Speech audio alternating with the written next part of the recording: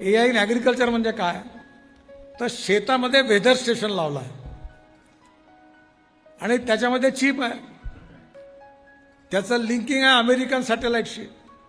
माझ्या शेतातले photo American सॅटेलाइटकडून मला पाठवतो आणि मायक्रोसॉफ्ट आणि गुगलच्या सहकार्याने मला कळणार आहे की आता शेतीला पाणी पाहिजे, आता खात पाहिजे. 8 दिवसानंतर हा रोग येणार आहे त्याच्यावर. त्याची SOP तयार झाली. आता ऊसाची झाली, तुरीची झाली, आता संत्र्याची करणं सुरू आहे. मी सगळ्या PKVच्या आणि सगळ्या अधिकाऱ्यांना मीटिंग करून ग्रुप तयार केला. माई साहेब त्यांना लीड करतात आहेत. संत्र्याची SOP तयार केली तर काय होईल? मी माझ्याकडच्या बगीच्यामध्ये मला अमेरिकेतला सॅटेलाइट फोटो काढून मायक्रोसॉफ्ट गुगलकडनं माझ्या मोबाईलवर संदेश येईल की तुमच्या संत्र्याला आता पाणी पाहिजे, लगेच पाणी सुरू करा.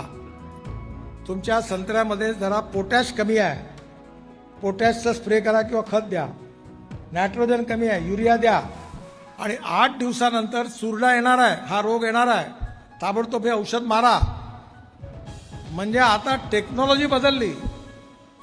15-20 हजार रुपये एकरी खर्च आहे आणि आपलं उत्पन्न खर्च 40% कमी होणार आणि उत्पादन 50% वाढणार.